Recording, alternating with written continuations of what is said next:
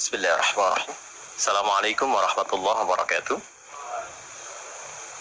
Alhamdulillah wassalatu wassalamu ala Rasulillah wa ala alihi wa sahbihi wa man wala wa ba'd. Saudara-saudariku, semoga hari ini kita diberikan kekuatan, kesehatan dan ridha Allah Subhanahu wa taala dalam menjalani kehidupan, sehingga semua bukan hanya berjalan lancar tapi juga diberkahi oleh Allah Subhanahu wa taala. Ciri aktivitas yang berkah itu muaranya manfaat. Lisan bertutur beraktivitas. Bagaimana lisan yang disukai oleh Allah, maka kata-katanya melahirkan manfaat. Kata-katanya keluar baik.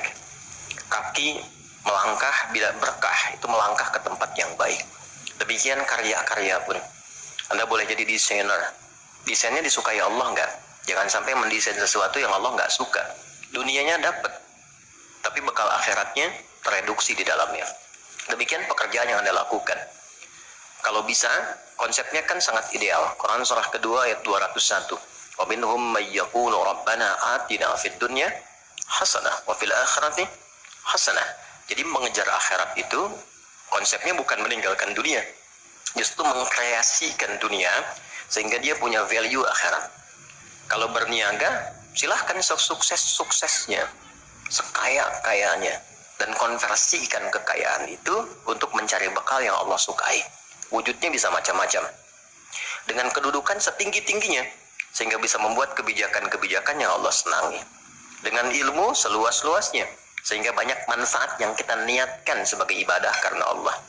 Dengan tenaga sebaik-baiknya, mungkin ada yang di suara, mungkin ada yang di tangan, di kaki. Bilal kan cari surganya dengan suaranya, dengan azan, bukan dengan harta. Bilal ditawari jadi hakim agung sepeninggal Nabi, setaraf ketua MA gitu ya. Itu ditolak oleh beliau dengan halus, karena beliau passionnya memang menggunakan suara, bukan menggunakan yang lainnya. Baik, saya minta maaf dalam dua hal. Yang pertama, saya agak pilek hari ini karena memang beberapa kegiatan kemarin agak padat. Yang kedua, kita akan agak sedikit cepat karena kami ada agenda safar hari ini. Karena itu kita agak berbeda, mungkin agak lebih cepat dan supaya waktunya lebih efektif. Seperti yang pernah kita sepakati bersama di bulan yang lalu, bahwa kajian kita akan terfokus pada pembahasan seputar sholat. Saya sudah buatkan kurikulumnya untuk sepanjang kajian ke depan, sehingga tahu apa yang mau dibahas, materinya sampai dengan waktunya. Mungkin nanti saya akan koordinasi dengan Mas Dimas atau dari musyawarah, kirimkan email. Saya nanti kirimkan baik dari materi pokoknya, schedule-nya apa yang mau dibahas di pekan keberapa, sampai dengan mungkin dasar PowerPoint-nya. Ada saya buatkan beberapa jadi PowerPoint. Baik, teman-teman sekalian, kenapa bahasan sholat menjadi penting? Ya, ini dulu. Dan menjadi bagian yang paling mendapatkan perhatian tinggi dalam Islam, baik di Al-Quran ataupun di hadis-hadis Nabi Sallallahu Alaihi Wasallam. Semua Nabi itu menerima wahyunya di bumi, rata-rata semua di bumi. Musa yang viral di Bukit Tur Sina, kan? Kemudian Isa alaihissalam di dekat pohon tin zaitun wilayah Palestina. Demikian Nabi Daud dan seterusnya. Tapi untuk mendapatkan satu ibadah berupa salat khusus bagi Nabi Muhammad sallallahu alaihi wasallam, tempatnya spesial. Inda sidratil muntaha, indaha jannatul ma'wa. Nerimanya langsung di dekat surga, di sidratil muntaha. Itu kan oleh-oleh yang Isra Mi'raj itu kan, mendapatkan salat. Kalau Anda mau lacak referensinya, bisa ditemukan di hadis Muslim tentang peristiwa ini, yang akhirnya mendapatkan salat. Subtopik yang nomor 1, kitab pertama, Kitabul Iman. Nomor 1, subtopiknya nomor 74, Babul Isra di Rasulullah sallallahu alaihi wasallam ila samawati wa fadlis salat. Pembahasan tentang Isra'nya Nabi sallallahu alaihi wasallam sampai di langit dan mendapatkan keutamaan salat. Hadisnya nomor 162. Riwayatnya Imam Muslim. Imam Muslim menerima dari Syaiban bin Zarukh menerima dari Hamad bin Salamah menerima dari Thabit al-Bunani, Thabit al-Bunani menerima dari Anas bin Malik radhiyallahu taala anhu, beliau menerima dari Nabi sallallahu alaihi wasallam. Lengkap rinci peristiwa singkatnya mendapatkan salat. Dan salat menjadi pokok penentu amalan lain. Jadi kalau benar salatnya, benar hajinya. Benar salatnya, benar zakatnya. Benar salatnya, benar interaksi dengan Qur'annya, dan benar salatnya, itu pasti baik hisabnya. Maka turun hadis spesifik yang banyak dihafal oleh para ahli hadis jadi pegangan hidup sampai akhirat. Inna awwala ma yuhasabu bihil abdu yawmal qiyamati as-salah. Amal pertama yang akan dihisab di hari kiamat adalah salatnya. Idza salahat salaha sa'iru amali. Kalau baik semua amalnya, indikasinya dari salat. Wa idza fasadat fasada sa'iru amali. Kalau salatnya enggak bagus, pasti ada pengaruh ke amalan lain. Dan itu sangat menentukan. Baik. Kenapa salat? Ada apa di balik salat? Dan bagaimana cara salat yang benar yang melahirkan perubahan pada kehidupan? Itu yang coba kita turunkan sampai di bulan Ramadan pun ibadah pokoknya salat. Kan? Ibadah pokoknya salat lah. Sampai Nabi mengatakan, man qama ramadhana imanan wa ihtisaban ghufira lahu ma taqaddama min dzambi. Spesial untuk Ramadan, orang yang salatnya benar khusus di Ramadan, di malam harinya yang kita kenal dengan tarawih, kalau benar salatnya dan ada getaran pada jiwanya, lalu dia berdoa spesifik, maka yang pertama Allah berikan mengampuni semua dosa yang pernah ia kerjakan selama hidupnya. Dan itu nggak main-main. Artinya merubah dia menjadi lebih baik. Itu salat. Karena itu kenapa ada tambahan di Ramadan spesifik untuk meningkatkan salat tarawih. Berarti ada sesuatu yang sangat penting. Yuk kita mulai. Pertama kita akan bahas dari segi nama. Ya. Kedua kita akan bahas dari segi fungsi atau hikmah atau manfaat. Baru kemudian yang ketiga kita masuk kepada persoalan teknis penunaiannya, baik bacaan, cara, makna.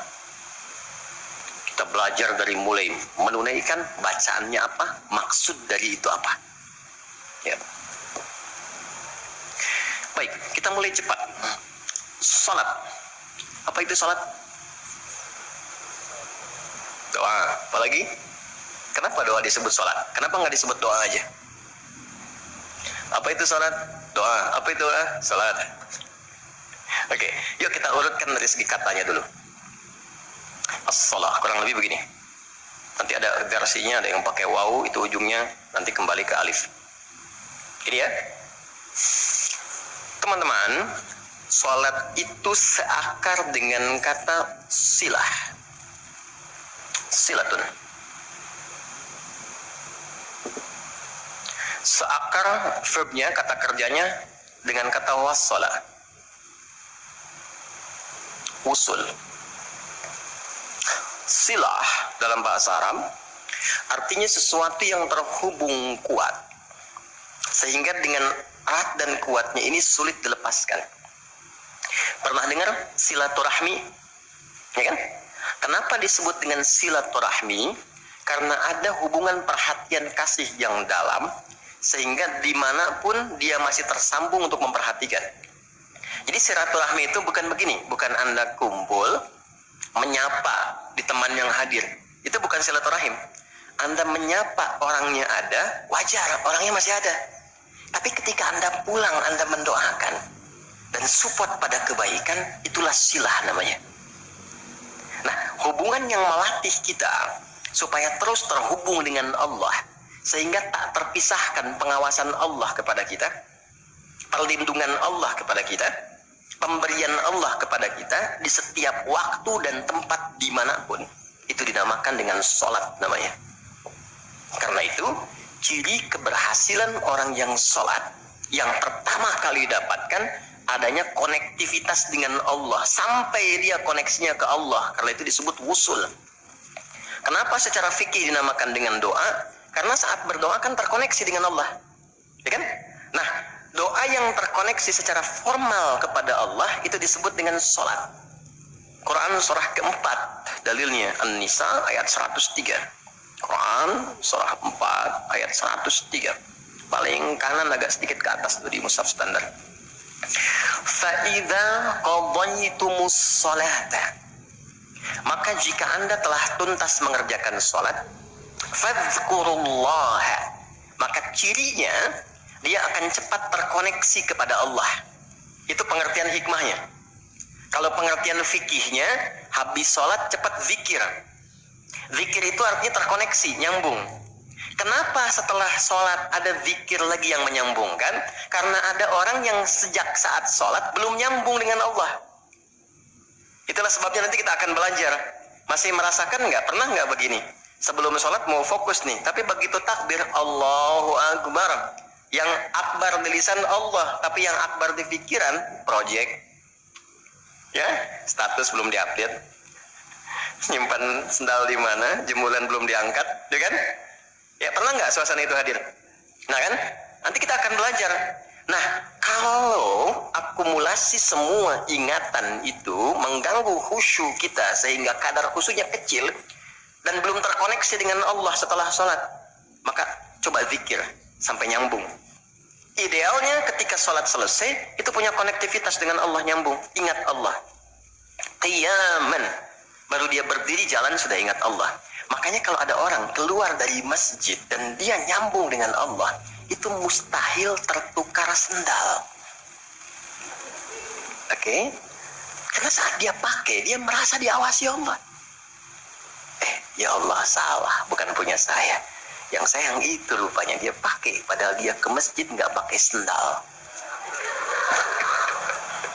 Ini memang ada yang salah dengan sholatnya. Oke, balik ke sini. Maka kalau dia berjalan jalannya baik, kalau dia duduk bekerjanya baik, gak mungkin maksiat, gak mungkin menyentuh yang salah, karena saat dia menyentuh dia merasa dilihat Allah. Itu yang disebut dengan ihsan namanya. Di orang yang punya koneksi dengan Allahnya kuat, itu akan mudah menjalani kehidupan. Anda punya koneksi dengan teman-teman yang punya kedudukan tertentu, aksesnya mudah kan? Anda punya koneksi dengan Allah, apa yang sulit bagi Allah? Masalah dikecilin, bukan gak dapat masalah. Masalahnya sama, bagi orang lain besar, bagi si fulan kok ringan. Karena sebelum mendapatinya, akses dia ke Allah tinggi, Allah ringankan untuk diterima di hatinya. Dilapangkan hatinya sebelum menerima persoalannya. Jadi ketika menerima persoalan, dia tinggal senyum aja, selesai. Macet, yang lain gelisah. Alhamdulillah macet. Bisa hafalan dulu, bisa baca dulu, bisa mengerjakan yang lain dulu. Ini semua dibaca dengan nyaman karena konektivitas yang tinggi dengan Tuhan. Jadi ternyata ketika diminta menunaikan ibadah sholat, ada hal yang sangat besar yang Allah ingin berikan kepada kita semua. Saya ingin tanya teman-teman, berapa waktu yang Allah mintakan kepada kita untuk menunaikan sholat? Berapa? Tiap hari kita kerjakan 5 kan? 5 kan? Nomor koneksi dengan Allah, masih ingat nomornya? 24434, klik, naik. 2 subuh, 4 duhur, 4 asar, 3 maghrib, 4 isya kan? Ayo bikin status. Ya kan? 5 waktu kan? 5 waktu kan? Kenapa 5 waktu? Salah satunya karena di dalam Quran diisyaratkan orang yang benar salatnya sesuai dengan yang diajarkan Nabi, sesuai yang diisyaratkan Quran, akan mendapatkan 5 kemuliaan dalam hidupnya yang tidak didapatkan oleh orang yang tidak sholat. 5 ini, itu yang coba kita akan keluarkan. Itulah sebabnya kenapa sholat sangat ditekankan, kenapa sholat diwajibkan, karena Allah mewajibkan kita mendapatkan semua kebahagiaan dan kesuksesan yang kita ingin raih dalam kehidupan. 5 ini. Yuk kita mulai. 1. Izinkan saya memulai dari sini supaya kita punya motivasi untuk menunaikan sholat. Jadi kalau nggak tahu yang 5 ini, cara pandangnya kepada sholat jadi beban. Baru aja sujud, dasar lagi. Baru maghrib, udah isya lagi. Kan? Nah, ayo isya. Tadi kan udah maghrib. Kan? Pernah merasakan itu? Karena cara pandangnya menilai sholat sebagai beban. Padahal ketika Allah wajibkan, itu cara mewajibkannya bukan sebagai beban, sebagai motivasi yang mengantarkan pada keindahan. Satu, kita cepat. Quran surah ke-20 di ayat yang ke-14. Tafsirnya Quran surah 13 ayat 28. Satu paket. Kita pakai Quran hadis aja ya, biar nggak bisa didebat. Oke, Quran surah ke-20 ayat 14. Innani anallahu la ilaha illa ana fa'budni wa aqimis salata li dzikri. Sayalah Allah, kata Allah. La ilaha illa ana, enggak ada Tuhan yang layak dipertuhankan kecuali saya. Ini kalau kita belajar ngaji tentang tauhid, ya. Belajar mengaji tentang dasar keyakinan akidah. Ini ayat yang paling real, yang paling mudah dipahami, yang paling kuat pengakuannya. Saya coba mengumpulkan koleksi beberapa kitab-kitab yang disucikan. Saya kumpulkan, nggak ada satupun kecuali di Quran yang tegas mengatakan, Tuhannya langsung mengatakan, tidak mewakili perwakilan. Sayalah Allah, satu-satunya yang dipertuhankan, sembah saya. Coba di Quran. Kita simpan ini dalam bab tauhid. Sekarang kita teruskan. Bagaimana cara menyembahmu ya Allah? Fa'budni wa aqimis sholata li dzikri. Tunaikan salat. Ya, sebagai pembuktian penyembahan kepadaku. Li dzikri. Untuk mengoneksikan dirimu denganku. Satu, salat adalah pembuktian sebagai hamba. Pembuktian iman. Pelan-pelan. Yang pertama, teman-teman sekalian, ketika Allah menerangkan fungsi salat yang pertama untuk membangun konektivitas yang kuat dengan Allah, itu ternyata dasarnya bukan materi, bukan kedudukan, tapi penghambaan. Supaya engkau membuktikan diri engkau itu hamba-Ku, sembah-Ku lewat salat. Jadi kalau ada orang yang mengatakan Tuhanmu siapa? Allah, tapi dia nggak mau sholat, itu kata Nabi belum sempurna kebertuhanannya kepada Allah. Ya, al-farqu bainal mu'min wal kafir tarku sholat, kata Nabi. Perbedaan orang yang mengaku beriman dengan yang belum beriman dilihat dari sholatnya. Jadi kalau dia sudah menunaikan sholat, itu pembuktian keimanannya kepada Allah, kebertuhanannya. Jadi kalau ada orang mengaku muslim, dia belum menunaikan sholat, maka dipertanyakan keimanannya. Karena itulah kemudian kata sholat disebut juga di Al-Quran dengan kata iman. Buka Quran surah kedua ayat 143. Lihat di pertengahan. Wa ma kana Allahu liyudhi'a imanakum. Jika ada hamba siapapun menunaikan sholat, aku nggak akan sia-siakan sholat yang dilakukan dengan imannya itu. Maksudnya apa? Akan dibalas, diberikan perhatian sesuai dengan kadar sholatnya. Disebut dengan iman. Dan yang paling dahsyat, ketika seseorang sholat menghamba, kan gerakannya ruku, sujud, menghamba kan? Maka naik statusnya dari sekedar manusia biasa menjadi abdun. Teman-teman, ini rahasia besarnya. Perintahnya fa'budni, yang kita baca iyyaka na'budu, asal katanya dari kata abada, orangnya abdun, jamannya ibad. Dan tidak pernah disebutkan dalam Quran kata abdun kecuali untuk mengangkat derajat hamba di hadapan Allah. Contoh, Nabi Muhammad ketika peristiwa Isra dan Mi'raj dipanggilnya dengan nama apa? Quran surah 17 ayat 1. Subhanalladzi asra bi abdihi. Tidak disebut nabi, tidak disebut rasul, tapi abdun. Nabi Sulaiman ketika diberikan kekuasaan besar, punya kedudukan yang hebat sampai menundukkan awan. Ya, sebelum Songgohan punya awan kinton, Nabi Sulaiman sudah punya duluan. Suzuka Yatanabe tahun 96 kan, bikin komiknya. Saya nggak terlalu baca itu atau tonton, tapi saya tahu. Itu awan ditundukkan, angin bolak-balik. Ketika mendapatkan kedudukan itu, sifat yang disebutkan abdun, bukan nabi, bukan rasul. Quran surah 38 ayat 30. Wa wahabna li Dawuda Sulaiman ni'mal abdu. Oke, Nabi Zakaria alaihissalam ketika akan diangkat statusnya dari suami menjadi ayah dan sudah berharap tinggi, dikabulkan, naik status, diberikan anugerah, disebutnya dengan abdun. Quran surah 19 di ayat yang kedua, Zikra rahmati rabbika abdahu Zakaria.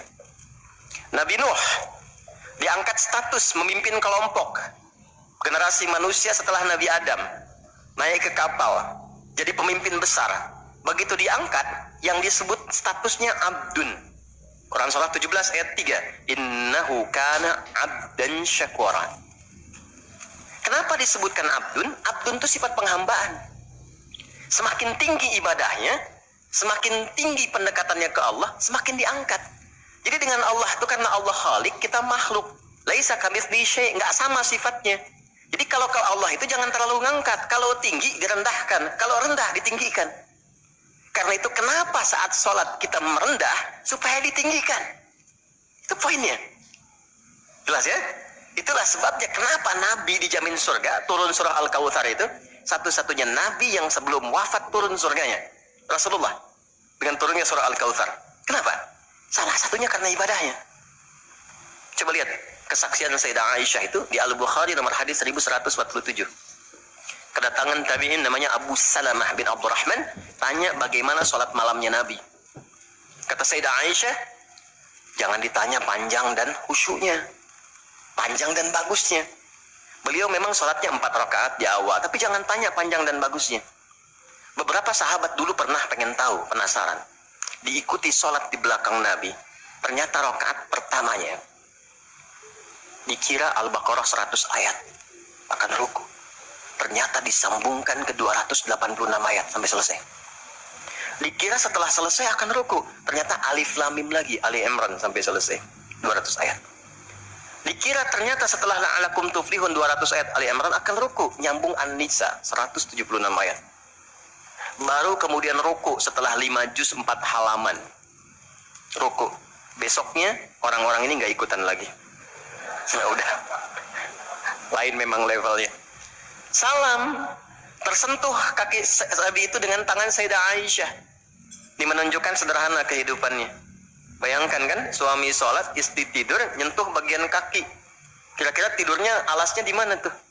Nabi besar loh, ahli surga, hebat, pemimpin besar, kehidupan demikian. Tapi kalau sedang beramal kaya, sodakoh kaya, sholat kaya, kakinya bengkak. Kata Sayyidah Aisyah, kenapa begini ya Rasulullah? Alam takun madmuna, alam takun ma'sumah. Engkau kan dijamin surga, surahnya sudah turun. Engkau dijaga dari kesalahan, maksum. Jawabannya ringan sekali. Afala akunu abdan syakura, abdun. Apa enggak boleh aku menjadi hamba yang bersyukur? Ternyata syukur itu kalau dulu para nabi itu pakai ibadah. Jadi kalau dapat nikmat nih teman-teman, ini rahasia hari ini ya. Di antara kita saja ya. Sekarang saya nggak bagi di yang lain nih, cuma di sini nih. Ya. Para nabi itu, kalau mereka dapat nikmat apapun, itu yang dilakukan syukur. Dan syukurnya lewat ibadah. Contoh, biasa kan suka hadir ulang tahun ya. Masuk ulang tahun kesekian. Nabi tiba-tiba hari Senin puasa. Ditanya oleh sahabat, ya Rasulullah kenapa puasa? Kata Nabi, ini hari lahirku. Jadi mensyukuri nikmat kelahiran dari waktu yang telah berjalan, itu pakai ibadah. Begitu dapat anugerah surga, turun Al-Kautsar, malah diminta ibadah oleh Allah. Inna a'tainakal. Setelah itu apa? Fasolli li rabbika. Tingkatkan sholat, tambahkan amal lewat harta. Jadi jaminan surga itu bukan menghentikan amal soleh. Anda sukses dengan pekerjaan, bukan berarti menjadikan hubungan Anda terputus dengan Allah. Yang paling aneh kan, Allah udah ngasih rezeki banyak, kok dipakai maksiat hasilnya? Allah kasih Anda minta, Allah kasih. Tapi begitu dikasih, kenapa dipakai untuk mabuk? Kenapa dipakai untuk maksiat? Kenapa dipakai untuk membeli sesuatu yang Allah nggak sukai? Karena ada perjuangan mendapatkan itu. Makanya dibalik caranya, ketika Anda menghamba, menunduk, Allah mengangkat. Tapi kalau Anda mengangkat, Allah turunkan serendah-rendahnya. Ini rumus pertama. Jadi ternyata ketika kita diminta menghamba dalam sholat, itu adalah jembatan pertama bagi Allah untuk mengangkat kita dengan derajat tertinggi. Paham? Oke, satu.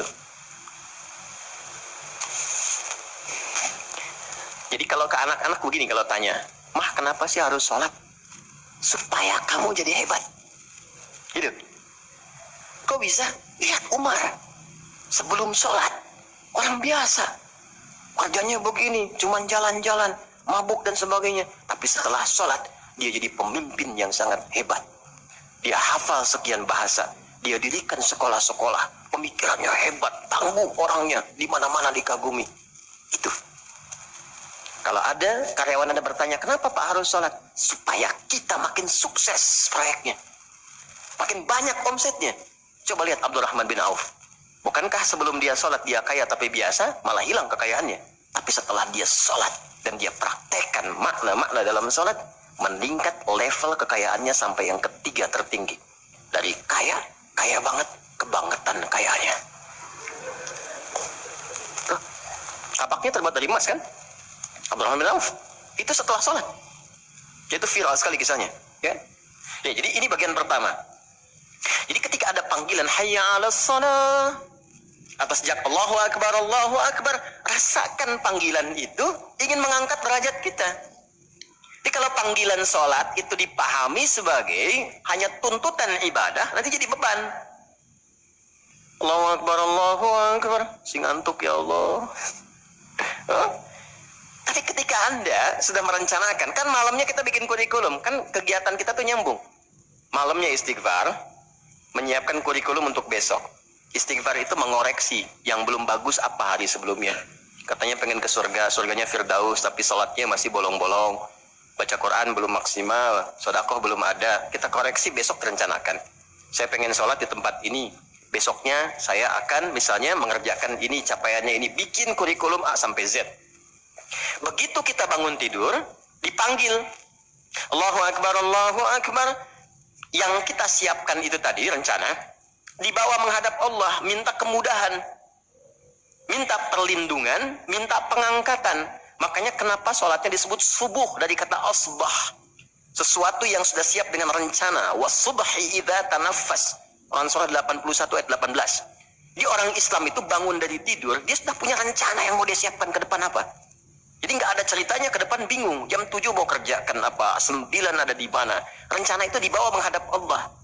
Dalam sholatlah kita mintakan kemudahan. Itulah pengantar pengangkat derajat. Jadi ketika azan berbunyi kalimatnya Allahu Akbar. Ini peluang saya. Jelas? Halo, jelas? Alhamdulillah. 2, masih di sini. 2. Wa aqimis salata lidzikri, tunaikan salat untuk mengingatku. Apa manfaat zikir? Apa manfaat zikir? Kembali ke Quran surah 13 ayat 28. Ala bidzikrillahi tatmainnul qulub. Yakin, ala itu harful ikhbar wa taukid. Huruf yang berfungsi menginformasikan dan menegaskan. Kata Allah, yakinkan pada jiwamu. Semakin banyak engkau berzikir, dampaknya semakin tenang hatimu. Jadi kalau sedang gelisah, zikir, bukan update status. Ingat ya? Karena mengupdate status, mencurahkan pada media sosial tidak menghilangkan kegelisahan dan tidak menyelesaikan masalah. Bintaro macet ya. Apa dengan dibuat macet selesai? Tidak. Nggak nyangka ya dia seperti itu. Nyangka. Ketika ada orang mengatakan nggak nyangka, sedang nyangka dia tuh. Dan tidak selesai masalahnya. Apa kata Quran? Jika Anda sedang gelisah, optimalkan zikir. Apa itu zikir? Semua jenis kegiatan yang menyambungkan kita dengan Allah. Misal, doa. Doa itu di Quran disebut zikir. Quran surah 7 ayat 205. Wadhkur rabbaka fi nafsika tadarruan wa khifatan wa dunal jahri minal qaul. Kalau Anda sedang gelisah banyak persoalan, alih-alih mengeluh, angkat tanganmu minta kepadaku. Bukankah saat berdoa menjadi semakin tenang? Solusi belum datang, tapi hati lebih tenang kan? Dan jiwa yang tenang itu melahirkan pemikiran yang gemilang, hasil yang cemerlang. Jadi begitu kita lebih tenang, lebih mudah menanti solusi. Anak belum pulang, doa. Besok ada ujian, doa. Ada proyek mau dilakukan, kita gelisah, doa. Itu fitrah. Quran itu disebut zikir. Quran surah ke-15 ayat 9. Inna nahnu nazzalna dzikra wa inna lahu lahafidhun. Kalau sedang gelisah, masalahnya kompleks, ambil wudhu, ambil mushaf, buka. Itu baru pegang mushaf, baru buka. Dampaknya ke hati itu kuat. Begitu Anda baca dengan suasana yang tenang, nyaman ke jiwa. Yang paling dahsyat kadang-kadang dibuka, mushafnya acak, keluar ayatnya sesuai dengan masalah kita. Tuh. Itu Quran. Ya. Apalagi kalimat thayyibah. Subhanallah, alhamdulillah, Allahu akbar, masya Allah, astagfirullah. Itu zikir. Quran surah 4 ayat 103. Fa idza qadaytumus salata fadhkurullaha. Makanya ketika Anda mendapatkan nikmat, alhamdulillah, hati lebih tenang. Tidak menggunakan nikmat dengan hal-hal yang tidak positif. Ada sesuatu, astagfirullah. Ada keluhan, ya Allah. Lebih tenang. Akumulasi semua bentuk zikir itu ada dalam salat. Di salat ada subhanallah? Ada. Ya. Di salat ada alhamdulillah? Ada. Di salat ada Allahu akbar? Dibuka dengan takbir. Di salat ada Quran? Ada. Al-Fatihah, Quran. Kita salat baca Quran. Apa lagi? Apakah di salat kita kemudian membaca kalimat thayyibah? Baca. Berdoa? Iya, isinya semua doa. Maka ketika semua jenis zikir dikumpulkan, itu berubah menjadi salat. Dan kalau satu zikir saja membuat tenang, apalagi sholat. Makanya sholat itu jangankan ibadahnya, tempatnya saja bikin tenang. Coba teman-teman, ikhwan ya. Anda ada masalah nih di kantor, mampir ke masjid. Itu buka pintu masjid baru masuk, udah tenang. Enak. Makanya saya sering katakan, sering share dengan beberapa kawan, Anda kalau sedang kerja, coba pulangnya jangan langsung ke rumah. Mampir ke masjid dulu. Yang terdekat ya dengan rumah, yang terdekat. Mampir ke masjid, sholat 2 rakaat. Di situ sampaikan, ya Allah, aku telah berikhtiar seperti apa yang telah Engkau perintahkan, dan aku bertawakal akan rezeki yang telah Engkau tetapkan. Itu begitu Anda selesai berdoa pulang, yang dibawa ke rumah aura masjid bukan aura kantor. Dan istri, anak-anak di rumah mendapatkan ketenangan yang sempurna. Jadi nerima antum itu terima dalam keadaan yang penuh dengan ketenangan. Jadi ketika menyambut anak, ayah, papa, papi, buya, antumnya tuh udah enak nerimanya. Coba kalau nggak percaya, rasakan itu. Ke masjid tuh beda. Dibanding rumah sendiri, rumah Allah lebih tenang kan? Itu baru tempatnya. Dan puncaknya Ka'bah yang menjadi kiblat. Itu ada di Quran, surah kedua, ayat 125. Wa idh ja'alna al-baita mathabatan lin-nasi wa amna. Dan pelajari, pahami, renungi. Ketika aku tetapkan dengan keagunganku, Ka'bah pusat ibadah yang menenangkan. Sebanyak apapun Anda punya kesulitan, depan Ka'bah itu ngalir air mata, tenang aja. Gitu. Pancarannya masjid. Ya. Masya Allah ya. Nah, amalannya sholat. Jadi ambil suasana itu, bawa ke dalam diri kita untuk menghasilkan apa yang kita harapkan. Yang kedua, intinya kalau sedang tidak tenang, gelisah, ada persoalan, atau bahkan ya, untuk menentukan satu urusan. Kalau Anda bingung, merasa ada saingan yang tidak sehat, merasa ada orang-orang yang mungkin mengganggu, lakukan sholat sebelum berangkat. Tahu Imam Al-Bukhari ya? Beliau menulis Sahih Al-Bukhari kan? Itu sebelum menulis setiap satu hadis, sholat 2 rakaat. Kalau tenang, baru dituliskan. Tidak tenang, beliau sholat kembali. Ditulis di Masjidil Haram, diselesaikan di Masjid Nabawi. Itulah sholat. Makanya semua nabi yang pernah bertugas di bumi, itu sholat. Dan kita yang paling sempurna caranya. Nabi Isa, Yesus, sholat. Quran surah 19, ayat 31. Sampai 33-nya. Wa ausani bis sholah. Allah mewasiatkan padaku untuk sholat. Nabi Zakaria, sholat. Quran surah ketiga, ayat 39. Fanadatul malaikatu wa huwa qa'imun yusalli fil mihrab. Salat. Nabi Ismail, kakek Nabi ke-29, bahkan meminta keluarganya disiplin salat. Quran surah 19, Maryam ayat 55. Wa kana ya'muru ahlahu bis shalah. Jadi kalau kita urutkan dari awal sampai ke Nabi Muhammad sallallahu alaihi wasallam, atau kita tarik mundur dari Nabi Muhammad ke Nabi Adam alaihissalam, tidak ada satupun nabi yang bertugas di bumi kecuali mereka salat. Muhammad SAW bin Abdullah bin Abdul Muttalib bin Hashim bin Abdul Manaf bin Qusay bin Murrah bin Kilab bin Ka'ab bin Ghalib bin Fihir bin Malik bin Nadhr bin Kinana bin Khuzaimah bin Mudrika bin Ilyas bin Nizar bin Mudar bin Ma'ad bin Adnan bin Adi bin Adri bin Muqawwam bin Nahur bin Ya'rub bin Yasjub bin Ismail alaihissalam bin Nabit bin Ismail alaihissalam bin Ibrahim alaihissalam bin Adhar bin Nahur bin Abir bin Kinan bin Arfakhshad bin Sam bin Nuh alaihissalam bin Mihlail bin Matusyala bin Kinan bin Anwas bin Tis bin Adam alaihissalam. Semua tersambung. Ayo ulangi. Semua salat. Oke? 3. Quran surah 29 ayat 45. Salat bila dikerjakan dengan benar akan merubah pelakunya menjadi lebih baik. Secara singkatnya, salat mendidik kita menjadi pribadi yang baik. Nah, sumber keburukan itu yang menjadi lawan dari baik itu ada 2. Jadi kalau ada orang yang tidak baik, anak yang kurang baik, ayah yang kurang baik, ibu yang kurang baik, itu artinya ada satu dari 2 ini yang melekat pada dirinya. Satu disebut dengan fahsya.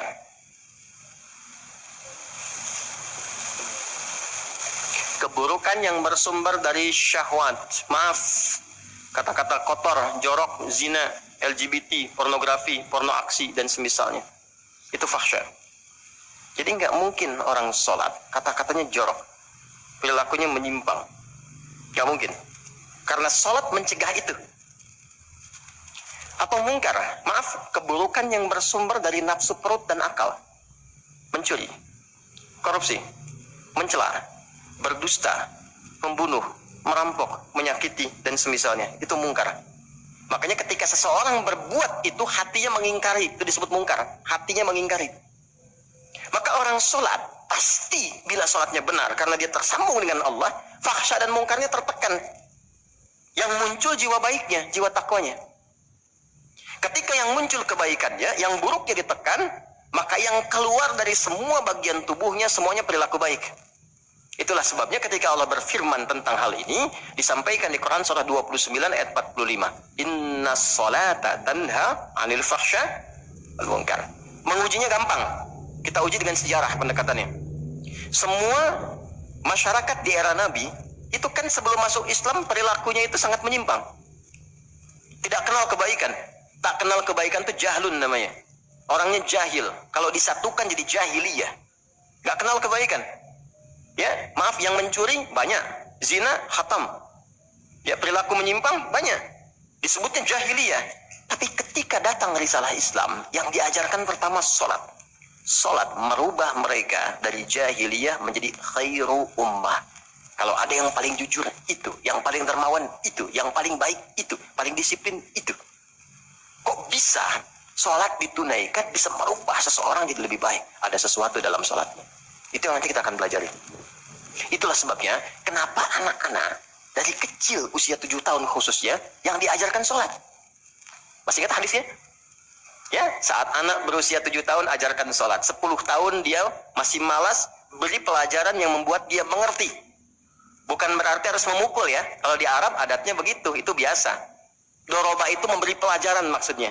Kurangi uang jajannya, berikan pelajaran yang baik kepada dia supaya mengerti kenapa mesti sholat. Kenapa dari usia 7 tahun? Supaya anak itu tumbuh jadi baik. Itu maksudnya. Cuma anak sekarang advance. Gen Z yang sekarang itu sebelum sholatnya sempurna, TK sudah manasik ya. Enggak apa-apa sih, cuma ini maksimal dulu yang kedua ya. Oke, 4, saya cepat karena waktu kita terbatas. 4. Sholat bila dikabulkan, bila dilakukan dengan benar. Saya ulangi, sholat bila dilakukan dengan benar sesuai isyarat petunjuk Al-Quran dan contoh yang disampaikan Nabi, maka bisa mempercepat terkabulnya doa. Oke? Mempercepat terkabulnya doa. Itulah kenapa secara bahasa sholat disebut doa. Kalau benar mengoneksikan diri kita dengan Allah sang pengabul doa, koneksinya cepat, sinyalnya kuat, itu nggak ada sekat, menggoncang arus, langsung dikabulkan. Dan nggak ada jeda. Oke, Quran langsung, surah ketiga, ayat 38 sampai 39. surah 3 Ali Imran ayat 38 sampai 39.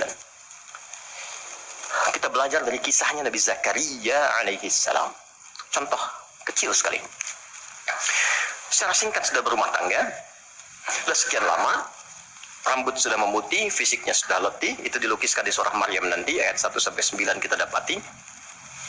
Istri divonis secara medis, nggak mungkin punya keturunan. Secara medis loh, sudah menofus dan maaf mandul. Secara medis nggak mungkin, secara klinis nggak mungkin. Tapi ini yang paling hebat. Jika manusia, catat ini baik-baik ya, jika manusia sudah menyimpulkan nggak bisa, itu tanda langsung dari Allah supaya menengadahkan permohonan langsung kepada Allah tanpa campur tangan makhluk. Karena Allah ingin mengabulkan apa yang Anda minta secara langsung, bukan lewat campur tangan makhluk. Baca itu. Dan pahami untuk tidak putus ikhtiar. Jadi kalau rahmat Allah itu jangan dibawa dengan putus asa. La taqnatu min rahmatillah. Jangan pernah putus asa. Jadi jangan ada bahasa begini, ya nggak mungkin, ya nggak bisa. Jangan diambil. Begitu orang mengatakan nggak mungkin, itu tanda dari Allah. Allah ingin memberikan langsung tanpa campur tangan manusia. Maka apa yang dilakukan Nabi Zakaria? Beliau kemudian sholat di mihrabnya Maryam. Ini saya sedikit bahas tentang mihrab, sedikit saja. Quran surah 3 dulu, di ayat 37, di paling kiri sebelah bawah pojok di mushaf standar. Secara singkat saja, mihrab itu satu tempat yang fungsinya mempercepat terkabulnya doa dan mendatangkan rezeki dari sisi yang tidak diduga. Awas, kita bicara keimanan ya, dan di situ dipertaruhkan. Mihrab ini tidak harus lebar dan luas. Sehamparan sejadah nggak ada masalah. Yang penting kita gunakan untuk ibadah saja. Di luar ibadah keluar. Itulah kenapa tempat imam disebut mihrab. Kenapa? Karena imam mewakili makmum untuk memohon kepada Allah dalam sholat berdoa. Makanya kualifikasi imam mesti khusus, bukan imam biasa. Baik. Kemudian tidak harus di masjid, di rumah boleh dibikin. Maryam pernah dibuatkan mihrab. Saat beliau mengkhususkan diri ibadah, di situ apa yang terjadi? Fataqabbalaha rabbuha biqabulin hasanin wa ambataha nabatan hasanan wa kaffalaha Zakaria. Kullama dakhala 'alayha Zakaria al-mihrab wajada 'indaha rizqa. Qala ya Maryam anna laki hadha? Qalat huwa min 'indillah. Inna Allah yarzuqu man yasha' bighairi hisab. Ini poinnya. Setiap Nabi Zakaria mengantarkan kebutuhan Maryam, pakaiannya, makanannya, kebutuhannya, itu sudah ada. Dan ingat, status Nabi Zakaria itu Nabi loh. Beliau tahu itu pasti dari Allah. Tapi ingin dikonfirmasi apakah pendidikan beliau selama ini sudah meresap pada jiwanya atau belum. Ditanya, Maryam dari mana semua ini? Maka beliau jawab, Maryam jawab, wa min indillah. Paman, ini semua dari Allah. Baik ya? Allah memberikan apapun yang ia kehendaki tanpa batas pada siapa yang diingini. Maka ini dibaca oleh Nabi Zakaria. Mayyasha itu. Jadi kalau ada di Quran diksi mayyasha, jangan simpulkan ini untuk dia saja. Maksudnya, jadi seperti dia, maka Allah akan berikan seperti Allah berikan kepada dia. Maka Nabi Zakaria kemudian sholat di mihrabnya Maryam itu. Minta sesuatu yang selama ini kata orang terbatas. Apa yang dilakukan? Sholat. Dalam sholatnya minta. Perhatikan cara mintanya. Satu, menyebut nama Allah sesuai kebutuhan. Jadi Allah bentangkan semua nama terkait semua kebutuhan kita. Anda butuh rizki, sebut ya Razak. Anda butuh ilmu, sebut ya Alim. Ya kan? Anda butuh ketahanan mental diri, sebut ya Sabar. Itu 99 tersebar. Itu rumusnya di Quran surah ke-17 ayat 110. Quran surah 17 Al-Isra ayat 110. Qul id'ullaha aw id'ur rahman ayyamma tad'u falahul asmaul husna. Kalau Anda punya persoalan, segera curhatkan kepada Allah, minta berdoa. Sebut ya Allah yang standar atau ya Rahman naik sedikit atau pilih nama yang sesuai kebutuhan kita. Jadi nggak harus semua disebut, takutnya nggak butuh dikasih. Ya Allah ya Sabar, nggak pengen punya masalah, turun masalah kan? Nah, Nabi Zakaria divonis ada keterbatasan, nggak mungkin diberi. Maka beliau meminta dengan nama Allah yang memberi tanpa batas. dalam bahasa Arab disebut dengan wahhab, pemberi tanpa batas. Kalau dialihkan jadi bentuk permintaan, fi'lil amri lit talab, bukan perintah di sini tapi untuk meminta, maka rubah kalimatnya jadi hab. Kalau untuk pribadi, habli. Untuk komunal banyakkan hablana. Karena ini kasusnya pribadi, maka di ayat 38 beliau meminta, hunalika di mihrabnya Maryam, da'a Zakaria rabbah. Berdoalah Nabi Zakaria kepada Allah Rabbnya. Perhatikan, qala rabbi habli min ladunka dzurriyyatan thayyibah innaka sami'ud du'a. Ini fikih doa yang penting dipelajari. Ya Allah, ini kalau terjemah bebasnya begini, mereka mengatakan aku nggak mungkin punya keturunan. Maka aku memohon darimu saja yang tidak punya batas dalam pemberian. Mereka katakan aku nggak mungkin. Aku memohon kepadamu yang tidak punya batas dalam pemberian. Innaka sami'ud du'a, sungguh engkau pasti mendengar doaku. Kalau kepada yang maha mendengar tidak terkabul juga, kepada siapa lagi aku mesti memohon?